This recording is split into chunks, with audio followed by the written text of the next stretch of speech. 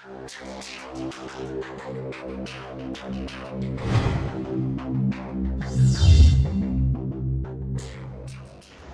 guys, this is part 3 really in the Subaru respray. If you've seen part 1 and 2, thanks for coming back to watch part 3.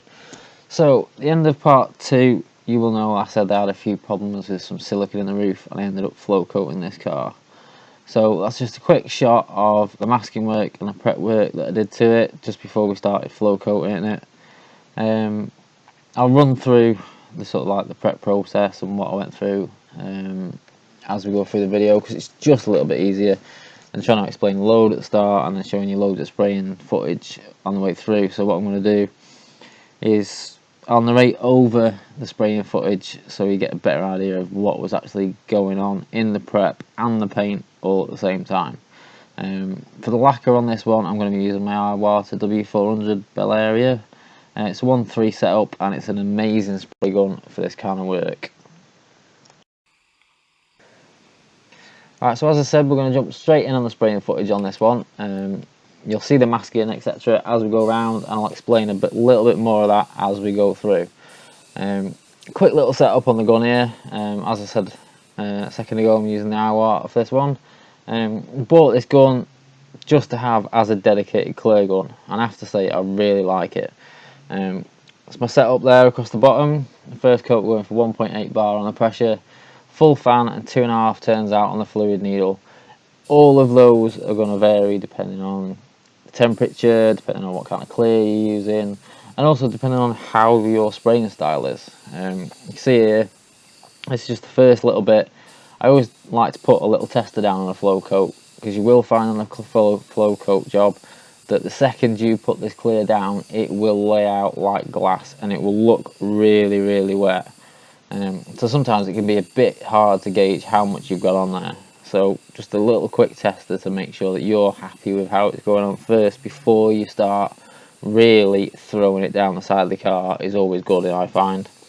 As I said, this gun, absolutely brilliant for this, as it has a real good atomization, and I have to say, out of all the lacquer guns I've tried, this still is my favourite. I will soon be going and trying the GTI Pro Light again. I have tried one of them before and I didn't get on with it, but I have to be honest, I didn't really give it much of a chance either. It wasn't my gun, it was another guy that was painting at the shop. He brought it down, I had a go, didn't bother to check what air cap it was, didn't have much of a play with it, didn't give it much of the time of day. So I think it was a little unfair really on that. So what I'm going to do is I'm probably going to look at having a word with DeVilbiss after Christmas and see about getting one out and having a proper go with one and adding one of them to my shop. So as you can see, it does go on really wet. I tend to find that when you're doing a job like this and you're putting clear on top of clear, you know it's going to glass out twice as fast as if it was, say, clear over base coat. And it is a really handy sort of thing to learn this. I do quite a bit of custom work, say if you're doing a couple of colours on a job and you want to get them really nice and you want no joins in any of your work at all, so you base one colour on, base another colour on, you clear it up and you've got that little ridge where, you know, one bit of base coat is higher than the other, so it leaves a bit of a ridge in your lacquer. Best way of doing it is a flow coat. Prep wise on this car, what I did, the night that I lacquered it, I baked it off. Came in the next morning, all the top panels, like the roof, the top of the pillars, just the top edges of the doors and the wings, had tiny little silicone marks in it. It wasn't solvent pot, definitely silicone, and it was a little annoying because the car, when I left work that night, looked really good. So what I ended up doing, came in the next morning, I got the P1000 3M discs and buzzed the whole car off. I think the whole job took me about 6 hours, and that was including this stage that you're watching now, which was actually flow coating it. I buzzed it all off, went around all the edges with the soft back foam, with one of the soft back sanding sponges, just to make sure that, you know, every single edge in all the areas were keyed. If any orange peel whatsoever, that was all gone, and just to make sure that this coat would really adhere to what had been laid down the night before. Once I'd gone over the whole car like this, What I then did was bake it again, because once you've broke through that surface, you'll find the solvents will evaporate twice as quick. So say if you've got one and you're going to use an IR lamp on it, you come in the next morning, you come to put the infrared on it. My personal preference is I would fat it, say with a P2000, and then I would infrared it. It will bake it out a lot quicker. Some guys may not agree with that. Some guys may have something against that. But I've always found once you break through that surface, if you then give it another bake, then it will dry out twice as hard, twice as quick. So this was the very next day this was flow coated, and at the end of this video I will include some footage of this car now. It's finished, it went back out to the customer this morning. He was stoked, and I have to say the car came out really nice. This is the lacquer we're using, it's the colour mix. It's not the most expensive on the market, but I have to say for the money it is a really good clear, and we use it on a lot of the stuff at this shop.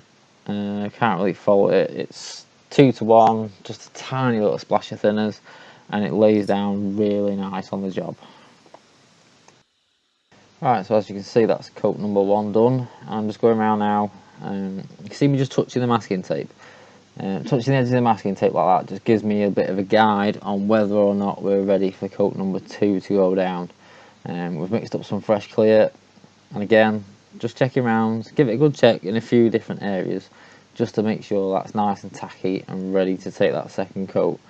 On a something like this where you're going lacquer on top of lacquer, and you're flow coating it, and you're going for that show car real glass finish, what you don't want to end up doing after going through all this extra work is putting big runs in it, because you're going to put it on too wet too soon.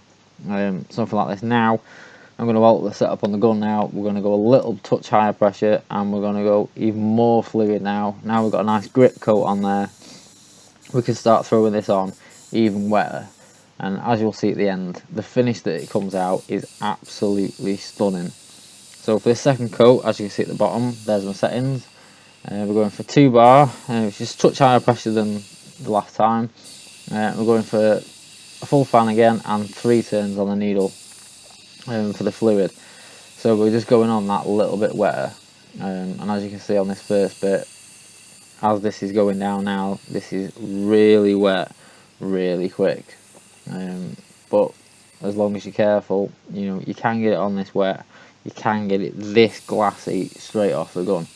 I know a lot of guys are really after that sort of glass finish off the gun. On a lot of stuff it's not really worth it. One of my last jobs this year was to paint the back end of a Land Rover, silver Land Rover that I had in at this shop, and you can't get it like glass. If you get it like glass, it's going to stand out a mile to the rest of the car. Something like this, where you're doing a respray and the whole thing's being done, why not? You know, you can put whatever finish you want on it. If the customer's happy to have that show car finish and that show car shine, then go that little bit of an extra, you know, with a flow coat. Gives you a deeper gloss, gives you a better shine, it gives you a real nice finish. Can't fault it. All my own motorbikes that I've sprayed, I always do this to them, because I think for the extra couple of days work and then the extra drying time afterwards to make sure everything's really cured before you're doing any denibbing, it's well worth it by a mile. As I said earlier in the video, you know, the prep work for this sort of thing is really easy. Just P1000 disc all over, buzz it right down, make sure everything is nicely matted down. The only thing that I will say is just be careful on your edges, because obviously if you cut through them, you have to start rebasing, and then you're adding extra time, you know, blowing little edges in and corners in. Once you've done it a couple of times, you'll probably find that you'll get nothing like that coming through, and you get really good at it. And it's, you know, something like this where it had a lot of silicone in it, if you went sanding it down and then having to rebase and re-clear it, you're going to spend a lot of time doing that. When it's like this, you know, I was lucky, they're only very fine, and you could tell that they're only in the very top surface. So a quick buzz over with the P1000 on the DA, used an interface pad on it so it rolled around all the edges nice. Couple of hours work, all them marks were gone. Now I could have said, right, well, what I can do is get a finer disc now, and then go for a Trizac disc, and then try and compound it and polish it, but then you're just not going to get the same shine back as if you did something like this. And to be fair, it would take me longer to do that than it would to flow coat the car, so there's not a lot of point. You know, you're still going to end up with twice a nice finish in less time by flow coating it than you are really heavy flattening it and really heavily polishing it and compounding it, trying to get that gloss back up. So for me, and for guys at this shop that I was painting this for, it was so much easier just to do it this way. Couple of hours work on the actual nibbing down and making sure everything was right, so we could put the clear on top. Go around all the edges, make sure all the edges and everything are really well keyed up, and then we give everything a really good blow down, a really good tack rag off down all the door gaps, all the edges, and then went round, back masked off the arches, masked off the floor, just to make sure that with such a high pressure hitting this, what I didn't want is anything flying up off the floor, coming up the side. So as you can see there, just a little piece of drop poly roll that we put round, and it's flow coating is a lot easier than than you sort of think in your head at the time. So this is coming towards the end of the video now, guys.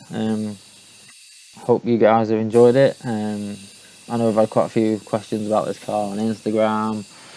I've had quite a few questions through on email on a few hints and tips, and I hope that this answers some of them, and I hope that just me sharing my everyday work with you is helping some of you out. Yes, it's not always ideal conditions. I do sand in the booth. The shop at the moment is under renovation, so we've got real big sort of time constraints, and not only time constraints but space constraints as well. So, you know, although some of the processes may not be perfect as you would love to do them, at the end of the day, a car like this, when you see it in a minute, you will see that although not all the processes were done in the most ideal way, i.e. sanding in the booth, etc., you can still put out a stunning job. So if you guys have watched part 1 and part 2 and come back for this part 3, thank you very much. We're going to get some more videos up over the Christmas break. I've got quite a few that are shot, so I'll hopefully see you soon. If any of you guys are now holidaying on the Christmas break, Merry Christmas to you, and I'll leave you now with some clips of the flow coated car, and then I'll leave you with the video of the finished car. So thanks very much, guys, and see you again soon.